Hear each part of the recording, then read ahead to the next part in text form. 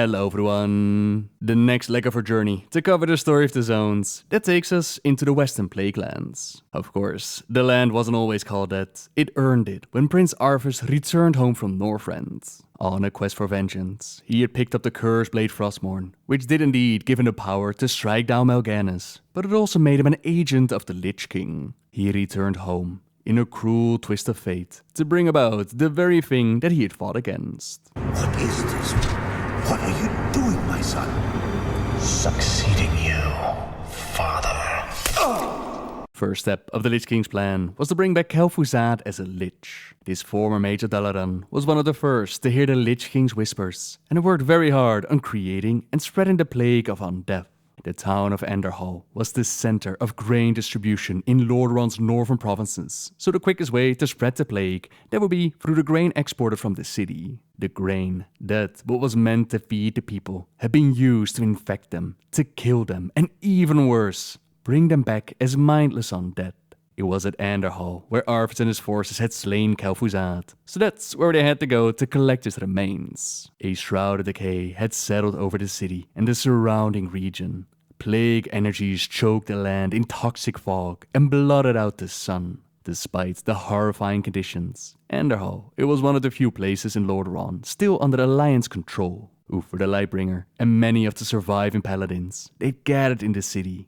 They used it as a headquarters from which to launch attacks against the Scourge. Arthas saw the paladins as easy prey, and most of them were. He stormed into Andorhal and cut down the holy warriors, the men and women he had trained with and fought alongside. But Uther, he did not fall so easily. In the novel Arthas, Rise of the Lich King, there's a really cool scene where Uther is escorting the ashes of their fallen king and he ends up in battle with Arthas. But in the chronicles, meant to update the lore, there's no mention of the escorts. Instead, we read that Uther held his own against Arthas and did what no one else ever had done.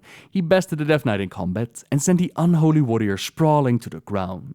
Victory was within Uther's grasp. One blow from his light-infused hammer. That was all it would take to end Arthas. But the blow never came. Though Uther was mighty, he was not as swift as Arthas. The prince recovered and struck at the paladin again and again. Arthas gave no quarter to his foe. The apprentice who had once trained under Uther, who had once been like a son to him, finally plunged Frostmourne into the grey paladin's heart. As he watched his former mentor die, Arthas felt nothing. Uther was just an echo of some other life. A ghost from some murky, half-remembered past. A ghost that would hang out at his tomb, as seen during a questline added with the Scarlet Crusade. Heroes are asked by the Draenei Anchorite Druin to help him pay tribute to the fallen hero at his tomb on Sorrow Hill. He has heard much of the heroes of the Alliance. Uther the Lightbringer is the one who interests him the most. To pay this tribute, we need to collect the Mark of the Lightbringer, said to be in the possession of the Scarlet Crusade, atop one of their guard towers near the gates of Hearthglen. After collecting it and escorting the Draenei to the tomb, the spirit of Uther shows himself, thankful for us coming here to remember him. Our efforts in recovering the symbol, while unnecessary, they certainly touched the old man's heart. But not everyone thinks back to Uther that fondly. On the Horde side, a similar quest is given, this one by the Blood Elf called Maelor Dawnblade. He was once a pupil to the Lightbringer, but the Lightbringer's failure with Arthas, the prince falling to the dark side, and then the fall of Quel'Thalas, it didn't exactly inspire fond memories of the teacher. That is why he wants Horde members to defile the tomb by also collecting the Mark of the Lightbringer, which he adds a bit of fel to. The spirit of Uther doesn't understand why we're doing this, wonders if he somehow wronged us in life, and then he sees it in our mind. It saddens him to know that Maelor's heart had turned dark.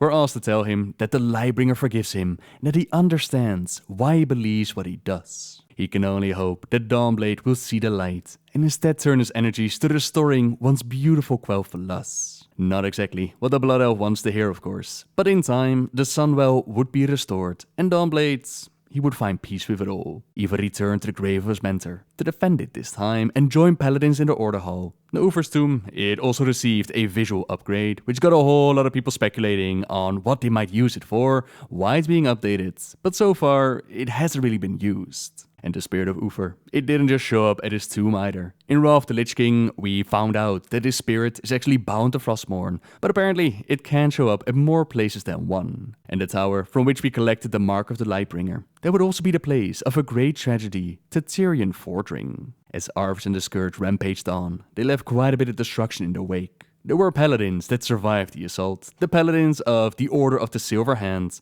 They would eventually recruit people to stand with them and form the Argent Dawn. Yet some amongst them became incredibly zealous in their quest, not helped by the fact that a Dreadlord had infiltrated the Order. So it was that some split off and formed the Scarlet Crusade. The Dreadlord's corruption and manipulations, it would ultimately push them so far that they were unable to see the difference between their enemies, between the living and the dead. They now attack anyone, thinking that they're doing the right thing. Quite a fall from the Holy Order it once was. Amongst their members is a man called Talon Fordring. That last name, it might definitely ring a bell to you if you play during War of the Lich King. He is the son of Tyrion Fordring. His father got in quite a bit of trouble as he risked his life to save that out of an orc, none other than Eitric. This ended him up in exile, away from his beloved family, which left his son to find his own path in life, one that led him deep into the ranks of the Scarlet Crusade. During Classic, we assisted Tyrion with saving his son. We informed Talon of the corruption that hid within his order, and he tried to get away. He tried to fight his way out of there. At a tower, now named Talon's Tower, the boy runs into Grand Inquisitor Ysilian and their forces, slain before he could reunite with his father. The body of his dead son, it pushes Tyrion out of his lethargy. For too long, he is set in exile, languishing about what could have been, what should have been. After avenging Talon's death, he vows to make his son's dreams come true. Form an order which will dedicate itself to extinguishing the evil that plagues this world.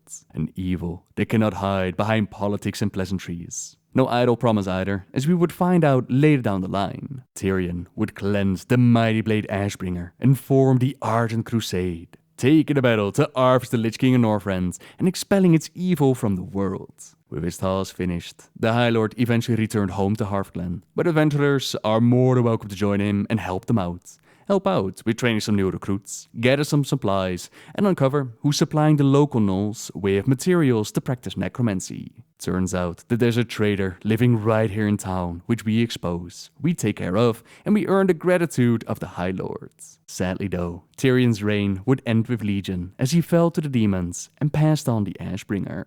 While the Scarlets in the Plaguelands would remain quite a nuisance for the locals. For example, they've taken over the Northridge lumber mill, which Nathaniel Duma can't really appreciate. It was his father that committed his life to run that mill. When the war came, they had to flee to Soulwind, but now his son has returned, only to see that the mill is not overrun by the undead. Instead, it's the fanatic crusaders that have taken their claim. He's tried many times to rout them out, but to no avail. So, as an alternative, he's decided to make their lives far more difficult and needs our aid to do so. We're asked to gather some termites and release them in the mill. The creatures, they will do the rest and make the mill unusable for the crusade. And as it turns out, our actions were quite successful, as during the cataclysm, we see that Nathaniel, he's returned to the mill of his family, together with his wife Kelly and the baby boy. This is still the Plaguelands though, which means that life isn't too safe, but perhaps we can help out with that by scaring the massive spiders and guiding them to the soldiers, slay some of the rabid foxes prowling the area, and disarm the red pine gnolls, steal back the lumber that they stolen in the first place. Now the Horde, they also fight with the Scarlets, but more on their own accord, as the Crusaders, they're hostile to anyone, but even more so to the undead, the Forsaken amongst their ranks. There's also Lillian Voss to consider, a Forsaken raised in the Cataclysm by Sylvanas' Valkyr, that wasn't too happy with being brought back. She tried to run home, run back to her father, but him being part of the Scarlet Crusade, and her now an undead, it made it rather impossible. He put out a hit on her, had his forces track her down and tried to kill her. Instead, Lillian struck back with a vengeance, and is now on the prowl for any Scarlet or Necromancer she can find. We too help out with that, by stopping any necromancy that takes place in the area, finding traces of her destruction, a path that leads into the Scholomance, the school of necromancy. But just as a side note, I won't be going into details for Scholomance today. That's actually planned for next week in a very special video, as the place, it deserves its own time. So instead, let's go back to Andorhal. Uther's death, it heralded the end of Andorhal's resistance. The city, it fell under Scourge's control. Arthas recovered Kel'Thuzad's remains and set out for the next leg of their journey, through the eastern Plaguelands, onwards to Quel'Thalas, bring down the high home of the High Elves, and use the Sunwell to resurrect Kel'Thuzad into a Lich. Over time, some of his created Scourge would regain control and find leadership under the Banshee Queen Sylvanas Windrunner. She and her Forsaken, they set up base within the fallen capital of Lordaeron, west of the Western Plaguelands. While Andorhal, as we see in Classic, would remain under the control of the Scourge, another Lich called Arthas the Summoner, former leader of Scholomance. Now here, Arthas is the regional commander of the Scourge forces. The heirs of the world, they go into Andorhal to mark the watchtowers, focus points for our troops to move in. Oddly enough, it also seems like the Scourge is trying to mess about with time itself, although the Bronze Dragon Chromie isn't too certain about who's causing it. Considering that during her special scenario, we actually travel back here in time, it might very well be that it's the infinite dragonflight that's responsible, or perhaps the being that wants our favorite bronze dragon dead.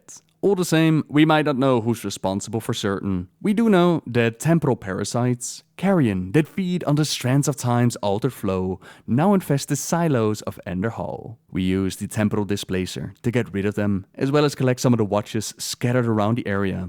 To mend Andorhal's damage, Chromie's acting from a different timeline as to not overly contaminate it. To continue doing this though, they need the time trinkets, one strapped from when the plague hit. The watch's hands are frozen at 3 in the morning, exactly what the bronze dragon needs. As a reward, we get the attuned dampener, an object that's been attuned to weaken Arthas the Summoner. It inflicts some massive damage to the Lich, which we take on of course.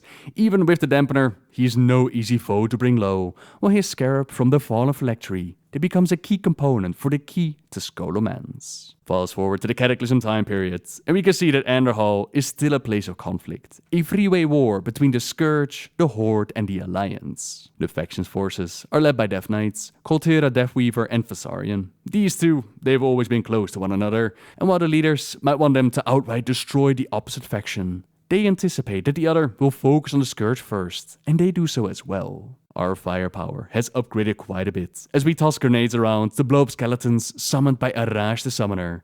The Lich, it's still around, probably because we never truly destroyed their phylactery, so the Lich, he's brought back to fight once again. Redogor is also taken out. Abominations are slain, until the now headmaster of Scholomance, Darkmaster Gentling, he stands alone. Again, a very powerful foe to take on. He has us in a tight grip, but thankfully the Death Knight commanders, they show up and force Gentling to retreat. He'll be a battle waiting for us inside of Scholomance, while Vasarian and Koltera, they decide not to fight one another today, a decision that we're asked to keep quiet about.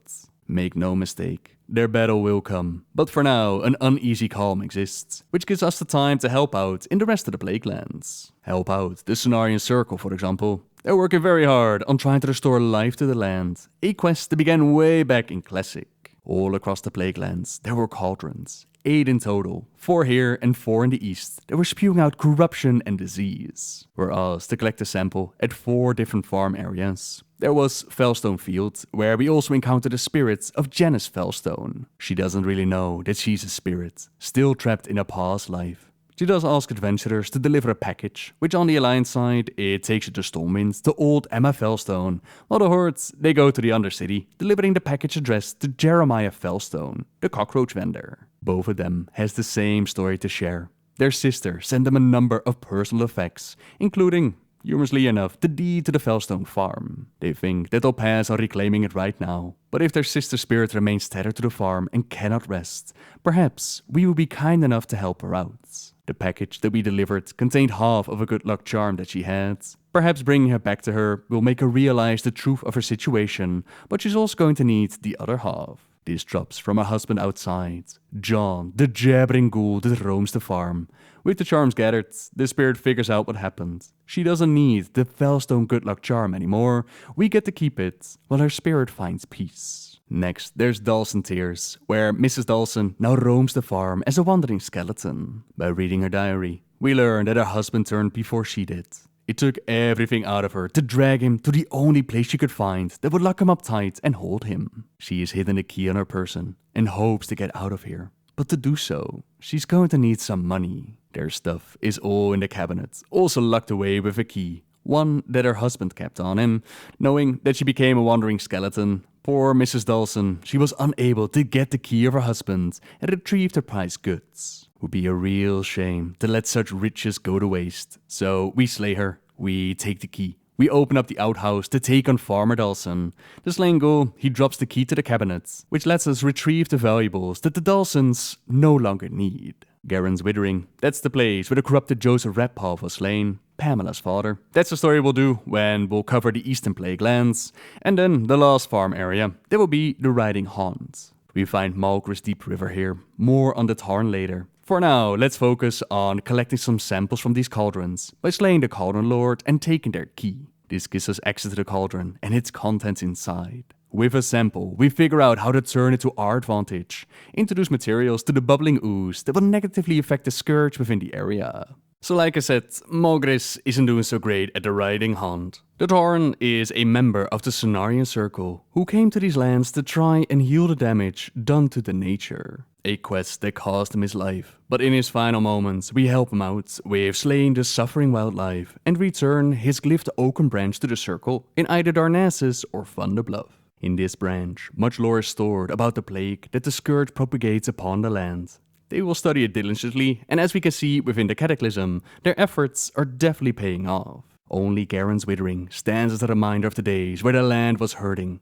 Del Garen, a member of the Argent Crusade stationed at Hearthglen, he's seen a lot of the world, a lot of battles. He fought at the Battle for Ankiraj, passed through the Dark Portal into Outland, and joined the Argent Crusade to beat down Scourge in Calder's Northrend. But before it all, he was a farmer right here in Lordaeron. It's time he paid his respects, but he isn't quite ready to return to the farm yet. If we'd find ourselves at Garen's Withering, perhaps we could find him some mementos of a lifelong lost. His wife Gloria's prayer book, and a faded finger painting made by his daughter Andrea. A lot has been lost by the people of Lordaeron, but the land is slowly healing. Perhaps with time, their souls might as well. And thankfully, the other farms have pretty much cleaned up. That's not to say that there isn't work to be done. Diseased animals still roam the land and they require samples. Bad vegetables are popping up at the Dawson's farm that need removal. And then there's Zenkiki, an initiate to the Circle. He's in dire need of some training. The goofy forest troll, he doesn't really command his druidic powers that well, despite our best efforts to train him, so they decide to have him focus on healing. At least those spells don't miss. Now Zenkiki's antics quickly made him a fan favorite, and he's popped up quite a bit throughout the storyline. He helped the Mount Hyjal against the force of Ragnaros. He went to alternate Draenor to investigate the primals. He's a member of the Druid Orderhall during Legion, and part of those helping Magni heal the world within Battle for Azeroth. With that kind of action, he'll be an Archdruid before you know it. And just like that, the battle for Andorhal resumes. The Alliance, they've helped out some farmers with armor themselves, and those farmers decided to initiate the attack without Vasarian's orders. This forces us to move with them, slaying Horde forces until the Valkyr show up on the battlefield. From the Horde point of view, we can see that Sylvanas herself has been keeping an eye on the operations disguised as Lindsay Raven's son. Arthas might have created some powerful Death Knights, but the bond between Vasarian and Kaltira, that's a weakness in her eyes. She's ready to secure victory and use her Valkyr to make it so. With it, we resurrect some of the fallen and turn them into Forsaken troops. The might of the Valkyr, it turns the tide of battle. But the Alliance is able to slay a fair few of the lesser Valkyr, even take one going by the name of Aratna. These Valkyr, they don't just allow Sylvanas to resurrect more Forsaken, they also have a bargain going on that keeps the Banshee Queen out of hell. As long as she is a Valkyr, she can avoid that eternal damnation waiting for her. So using them in battle, or even worse, like we see here, losing them in battle, it's not a soft blow to the Queen. Andorhal is important to her and the Horde though. Despite losing quite a bit of their forces, they are able to claim victory and send the Alliance running. But Kaltira might have wished for a death in battle, as the Banshee Queen has had enough. Arthas clearly failed when he created his Death Knights. They're still weak, but fortunately, she does have some agents to help him erase that weakness. Chains grab him through the portal, dragging him beneath the Undercity. When she's finished, all his fear will be gone, and for years people wondered what had happened with Kaltira, and it wouldn't be until Legion when we finally got the answer. During the Death Knight Orderhall campaign, the Devlord joins Vasarian on a rescue mission. Together, they venture into the Undercity to rescue Kaltira and recruit him as a follower. Sadly, they don't really give any details or even mention his time spent within the Undercity. We can only imagine what Sylvanas has done to the poor Death Knight all the time that he was down there. What is your desire? I shall serve. And with that, we've covered a major storyline that goes on within the Western Plaguelands. Like I mentioned, next week we're going to do a deep dive into the dungeon that this area holds, Scholomance, the School of Necromancy. We got some beautiful machinima done by Kalis to help bring the story to life, as well as some very special guests to help voice some of the characters. That will be for next week though. For now, thank you very much for watching everyone. By all means, let me know in the comments down below which zone you'd like me to cover next. And until next time, guys, see ya!